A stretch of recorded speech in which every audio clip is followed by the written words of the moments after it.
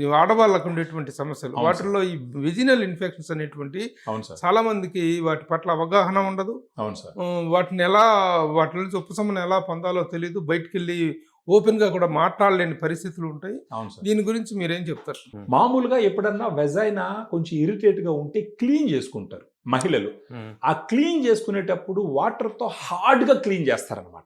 Vagina గోడల్లోకి వాటర్ని పంపించి clean చేస్తారు ఇరిటేషన్ వల్ల. ఆ ఇరిటేషన్ వల్ల అప్పుడు ఏమవుతుందంటే లోపల ఉన్న గుడ్ బ్యాక్టీరియా అంతా ఈ వాటర్తో క్లీన్ చేసుకునేటప్పుడు బయట వెళ్ళిపోతుంది. అప్పుడు గుడ్ బ్యాక్టీరియా వెళ్ళిపోయింది అనుకోండి, బ్యాడ్ బ్యాక్టీరియా ఆటోమేటిక్గా గ్రో అవుతుంది. బ్యాడ్ బ్యాక్టీరియా గ్రో అయినప్పుడు వైట్ డిశ్చార్జ్ అవ్వడము, తర్వాత ఫౌల్ స్మెల్ రావడము, తర్వాత యూరినేట్ చేసేటప్పుడు మంటగా ఉండడము, ఇవన్నీ వస్తూ ఉంటాయి. సో ఎప్పుడు కూడా ఆడవాళ్ళు చూసుకోవాల్సిన జాగ్రత్త ఏంటంటే క్లీన్ చేసుకోవాల్సిన అవసరం లేదు సార్ వెజైనాని. యాక్చువల్గా అది సెల్ఫ్ క్లెన్సింగ్ ఆర్గాన్, తనంతట అది క్లీన్ అయ్యేటటువంటి ఒక అవయవం. ఒకవేళ ఇరిటేషన్ గా ఉంటే గోరువెచ్చని వాటర్ తో బాహ్యంగా కొంచెం క్లీన్ చేసుకోవచ్చు, కానీ డీప్ గా క్లీన్ చేయకూడదు అసలు వెజైనాని. వెజైనా తనంతట తను క్లీన్ అయిపోతుంది.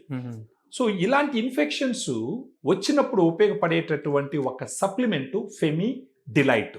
ఇదేంటంటే 2 రకాల లాక్టోబాసిల్లస్ స్ట్రెయిన్స్ ఉంటాయి సార్ దీంట్లో. అవి యుఎస్ నుంచి ఇంపోర్ట్ చేయించి ఇక్కడ తయారు చేయించినటువంటి స్ట్రెయిన్స్.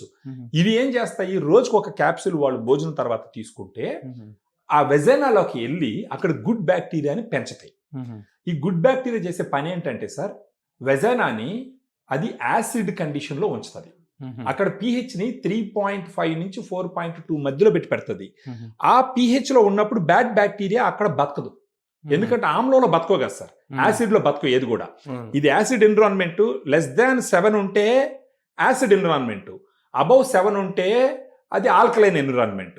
ఈ గుడ్ బ్యాక్టీరియా ఈ యాసిడ్ అక్కడ ప్రొడ్యూస్ చేయడం వల్ల అక్కడ ఏంటంటే బ్యాడ్ బ్యాక్టీరియా గ్రో అవ్వదు.